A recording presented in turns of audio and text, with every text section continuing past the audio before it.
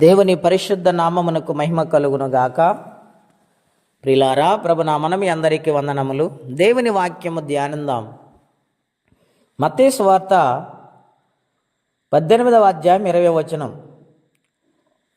ఏలయనగా ఇద్దరు ముగ్గురు నా నామమున ఎక్కడ కూడియుందురో అక్కడ నేను వారి మధ్య ఉందునని చెప్పాను.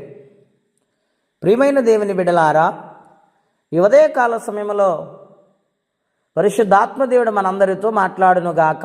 ఆయన శరీరధారి ఉన్న దినాలలో ఈ వాక్యాన్ని బోధిస్తూ ఉన్నారు. ఆయన బోధిస్తూ అంటూ ఉన్నారు. 19వ వచనం మనం చూస్తే, మరియు మీలో ఇద్దరు తాము వేడుకొను దేనిని గూర్చైనను భూమి మీద ఏకీభించినడలా అది పరలోకమందున్న నా తండ్రి వలన వారికి దొరుకునని మీతో చెప్పుచున్నాను. అవును ప్రియులారా, కలిసి ప్రార్థించినప్పుడు ఆయన నామమును ఘనపరిచి, అది ఎటువంటి సమస్య అయినా ఎటువంటి సహాయమైనా వారు కలిసి ప్రార్థించినప్పుడు ఆ కార్యమును జరిగిస్తానని దేవుడు మాట్లాడుచు ఉన్నారు. దానియేలు గ్రంథం 2వ అధ్యాయము 17వ వచనం ఇలాగూ రాయబడి ఉన్నది. అప్పుడు దానియేలు తన ఇంటికి పోయి తన స్నేహితులైన హనన్యాకు, మిషాయేలునకు, అజర్యాకు సంగతి తెలియజేసి, తానును తన స్నేహితులను బబులోను తక్కిన జ్ఞానులందరూ నశింపకునేటట్లు ఆ కల యొక్క మర్మ విషయంలో పరలోకమందున్న దేవుని వలన కటాక్షము పొంది నిమిత్తమై ఆయనని వేడుకొనని వారిని హెచ్చరించాను.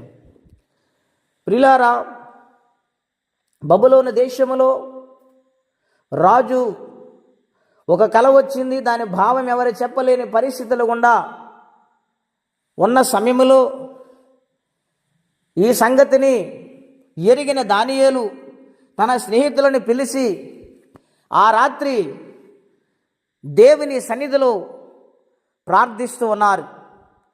వారి కలిసి ప్రార్థిస్తూ ఉండగా దేవుడు ఆ కలభావాన్ని తెలియజేశారు.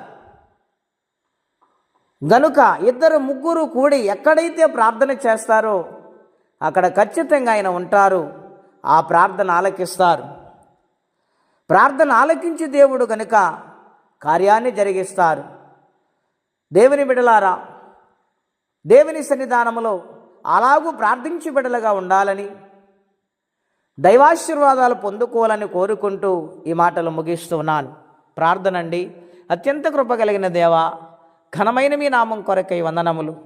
ఇద్దరు ముగ్గురు ఏకీభించి ఎక్కడైతే మీ నామస్మరణ చేస్తారో వారి మధ్యన ఉండి నేను కార్యాలు జరిగిస్తానని మా అందరితో మీరు మాట్లాడుతూ వచ్చారు. నాయన నువ్వు కార్యము చేసే దేవుడు, జయమునిచ్చే దేవుడు, సమస్యలను విడుదలిచ్చే దేవుడు అయినావు.